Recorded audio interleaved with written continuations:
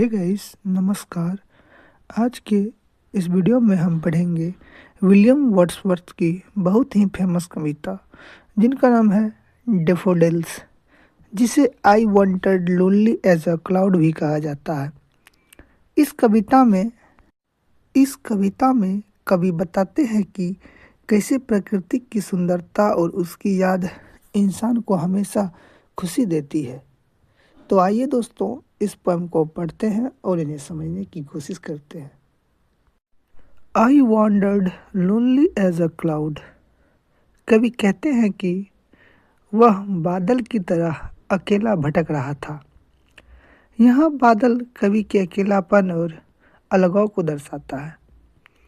Date floats on high over vales and hills. जैसे बादल घाटियों और पहाड़ियों के ऊपर तैरता रहता है, वैसे ही कभी भी बिना किसी उद्देश्य के घूम रहा है। When all at once I saw a crowd।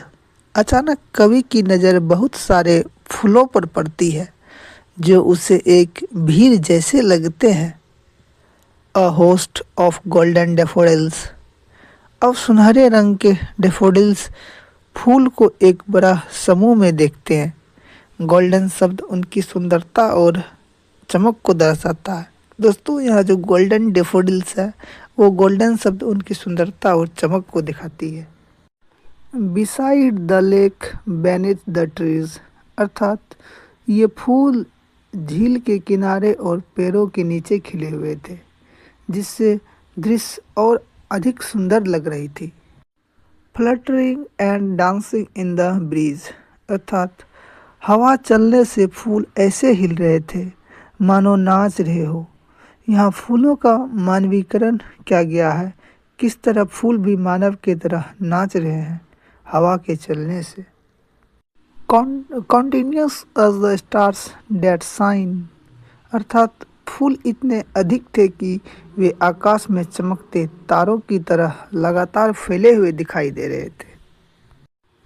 And twinkle on the milky way. जैसे आकाशगंगा में असंख्य तारे चमकते हैं, वैसे ही ये फूल चमक रहे थे। They stretched in never ending line. फूलों की कतार बहुत लंबी थी, मानो उसका कोई अंत ना हो। Along the margin of a bay। अर्थात ये फूल झील के किनारे किनारे फैले हुए थे। 10,000 saw I at a glance। अर्थात कवि कहते हैं कि एक नज़र में ही उसने हजारों फूल देख लिए। यह असंख्या अतिशयोक्ति है। टूजिंग देयर हेल्स इन स्पाइनली डांस। फूल हवा में अपने सिर हिलाते हुए प्रसन्नता से नाचते हुए प्रतीत हो रहे थे। The waves beside them danced but they. झील की लहरें भी नाच रही थी, लेकिन क्या? Out did the sparkling waves in Glee. फूलों की खुशी और सुंदरता लहरों से भी अधिक थी। A poet could not but be gay. ऐसे दृश्य को देखकर कोई भी कवि खुश हुए बिना नहीं रह सकता। इन सच अ जॉकंड कंपनी। अर्थात इतने आनंदमय और खुश वातावरण में कवि का मन भी प्रसन्न हो गया। I gazed and gazed but little thought. कवि फूलों को लगातार देखता रहा, लेकिन उस समय वह यह नहीं समझ पाया कि What wealth the show to me had brought। यह दृश्य उसके लिए कितनी बड़ी मानसिक संपत्ति यानी खुशी बन जाएगा। For oft when on my couch I lie। बाद में जब कवि अपने सोफे पर आराम करता है। इन वैकेंट और इन पेंसिव मूड। जब वह उदास या विचारशील मग्न स्थिति में होता है। They flash upon that inward eye. तब ये फूल उनकी आंतरिक आँख यानी अपने ध्यान में स्मृति में चमक उठते हैं। Which is the bliss of solitude, यह एकांत में मिलने वाली सच्ची खुशी थी।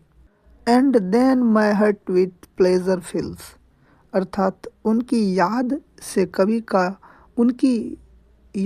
कवि का हृदय आनंद से भर जाता है, यानी उस फूल, देखे हुए फूल डेफोडिल्स की याद से कवि का हृदय आनंद से भर जाता है। दोस्तों, यह कविता बताती है कि प्रकृति की सुंदरता और उसकी याद मनुष्य को जो होता है अस्थायी सुख देती है। तो दोस्तों, पोएम यही समाप्त होती है। मिलेंगे किसी नए वीडियो में किसी नए टॉपिक के साथ, तब तक के लिए बाय, टेक केयर।